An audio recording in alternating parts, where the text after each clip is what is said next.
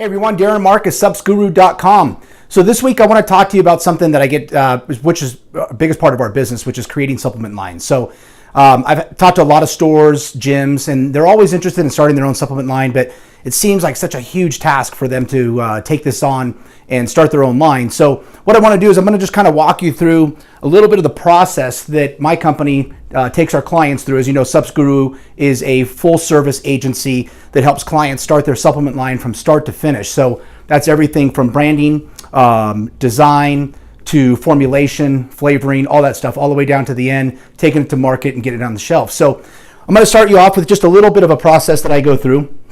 So number one, the most important thing when meeting with a client that I always do is I want to ask them some questions about their business. Who are they going to target? They might come to me and say, you know, Darren, I want to create a great pre-workout, tons of energy, that type of stuff, lots of caffeine, lots of stims, because that's what they personally want.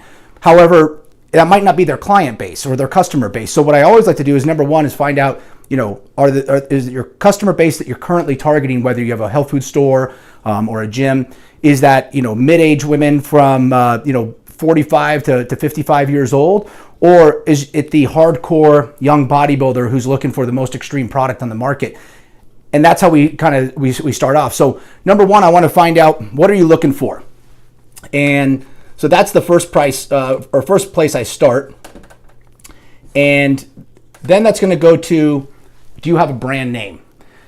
Coming up with the branding of your line is really important as well. You may have in mind that, hey, I want a very hardcore look with black labels and a black bottle and everything just blacked out, so it looks really cool because that's what I like. But at the end of the day, you got to remember, if your customer base are young females that are looking more for a natural product, then you're going to want something that appeals to that customer base as well. So the next thing we have to do is determine your branding, which also means your brand name, product names. That's going to take me to the next step, which starts to help me develop and formulate what type of products are going to best fit your customer. So number two is going to be branding. Okay. Now, once we've gotten to the branding, we understand, okay, this is what your brand's going to look like. One of the things I always ask customers to do is, send me some links to products that you like, brands that you like that are attractive to you. Because the other thing is, at the end of the day, if you're going to sell your line, in order to be a great salesperson, you have to believe in what you're selling. And in order to do that, you've got to love your own product. And if you don't, it's going to be really hard for you to get out there and push something that you don't believe in. So I always like to have somebody send me links, send me some pictures of other brands that they like. And this helps us start to develop a concept for the branding of your product. So number three in this step is going to be now formulation. Also, send me some products that you currently like or something that you're trying to mimic your product off of, or you want to be similar to, but you've got some ideas that you want to add certain ingredients to it. And so number three is going to be product development, or otherwise R&D. And in this process, this is where I'm going to start reaching out to the manufacturers that I work with. Now, I've got about a half dozen contract manufacturers that I work with in the industry. Everybody, from All American Pharmaceuticals, who's developed Crealkaline to SDC Nutrition out of Pennsylvania. All these guys have different specialties in what they do. And so once I find out what the client's looking for, then I reach out to that manufacturer and I say, hey, look, this is what we're looking for. Here's going to be kind of our base ingredients of what we're looking to develop. And that's where we start the development process. And then I also want to go through and find out what are the flavors. And so part of this R&D process is going to be flavoring. Flavoring, formulation. This is where you're going to start to develop your line. And this is where I start to get some samples requested and start to get those samples out to you. And again, you want to be a big believer in your brand. You want to love what you're selling, but also keep an open mind, because sometimes what we love is not always what the consumer loves. And I've learned this over 25 years of being in the industry. Sometimes I would see products that thought, oh wow, this is going to be the biggest product ever, and it's a complete flop. And then I've seen products come into the market and thought, wow, this product, I don't think it's going to do anything, and became one of the biggest products out there. So it's always, you have to, what I've learned in this industry is you've got to keep an open mind, be open to exploring different products and different ingredients, and definitely rely on my expertise and the manufacturer's expertise to give you some feedback as well as, hey, this is what we're seeing. If you've got a small budget and you're looking to start up your line, you don't want to start with a full line of products. Focus on 1 or 2 products that you can really put your money and your energy behind to get that line out there and get it going. So number 4 is going to be, once we've finalized the flavoring process, the formulation process, and now we're going to start looking at, okay, let's start finalizing those labels. And that's where we're going to go into label design.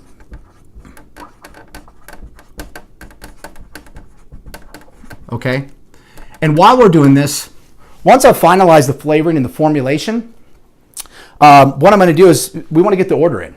Because what you have to remember is that a manufacturer is kind of like a general contractor or a construction crew, okay? When they're building a home or a product, they've got to bring in several different resources and several different suppliers and vendors to be able to build that product, okay? So they're going to start to compile all those ingredients and bottles and everything else that goes with your product line. And in the meantime, what we're going to be doing is, as we're designing your label and getting all the copy written and everything developed for that label, we're going to start to send that off to the manufacturer and get their feedback, make sure that our label is 100% compliant and meeting what their requirements are. And in the meantime, they can start to order in the raw materials and start to build those products out for you. And so the next step that we're going to go into once we finalize label design and we're in manufacturing now, is that we're going to start to go and we're going to start, once you've got your branding down, you've got your target market, you've decided your product, your flavoring, your formulation, and now we're going to start to develop your website.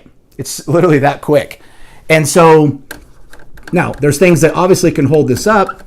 You can be weeks and sometimes months in finalizing flavoring and formulation, because you want to make sure the flavor's right. You want to make sure it's going to attract a client. So this is going to be a very important part of that. And once you've got that finalized, which sometimes can be 2 weeks, sometimes can be 3 months, then it's going to start to add up, and we're going to not start to add up, but the time is going to start to add up. So once we've got product, label design, all of that stuff done, then what we're going to do is we're going to go into the website, start to design the website, get the back end done, start to present that to you. Now keep in mind, while we're doing this entire time, your product's in manufacturing. And it's moving down the line, getting produced, products or ingredients are coming in, and everything's starting to get done. Now, to backtrack real quick, some of the little details that are important to clients and some of the things, depending on what your level is as far as exposure to the market, meaning are you already in 500 stores and you're just looking to add some new products, or do you have those locations? Or is this a new line that you're just starting out, you're going to go really small scale and really just geo-target where you market this brand at? There's going to be some of the things in here that we're going to do, which is, for one, possibly consulting with a trademark attorney. I'm going to write attorney here. Okay, that's going to be one of the things. Making sure that your product is trademarked. Also making sure that your labels are compliant. So when we're here, we're also going back to that attorney and having them review the labels and make sure that you're not making any statements that are going to get you in trouble. The other thing is, depending on where you're located at, I may pull in some other consultants that specialize in certain areas of the market. Whether it's organic products, out of country, could be international products. Those are going to be some of the other things that you're going to want to look into. So now we're here in website design. We're building the back end. And once we've got that built, we're going to move into social media. Okay. This is one of the biggest drivers for products today is social media. You can get your brand out there. When I started in this industry 25 years ago, it wasn't uncommon that you'd pull out, you'd get a one-page advertisement in Muscle and Fitness or Flex, and you're spending $40, $50, $60,000 a month right off the bat on publications. And it's changed quite a bit nowadays. Hardly anybody advertises in the magazine. Most people are doing it here on social media. And so the next part is going to be social media. And in this part here, what we're going to start to develop is we're going to develop all your content in the background. So as products still moving along and your product's getting produced, we've checked with the trademark attorney, we've had the labels reviewed, we're getting the website designed, we're building your social media sites, and we're also building the back end stuff, which is all the content, the video content, the copywriting, writing ebooks, developing all those things that are going to help take your product and get it out there to the consumer. So this is just a quick little snapshot. Seems really easy, right? And really it's not that hard, but there's a lot of details that go in between this in between. And that's part of what we do with SupsGuru is we help you get through all of these processes. I always tell my clients that I'm really kind of like a general contractor, that I'm going to help you build your home. I'm managing all the vendors in the meantime to make sure that all those things fall in time. So If you're looking to develop your own brand, I'd love to hear from you. Or if you've got some ideas or questions about products that you're doing on your own, please reach out to me. You can go through my website, subsguru.com, or you can just PM me directly on either Instagram or Facebook. Thank you.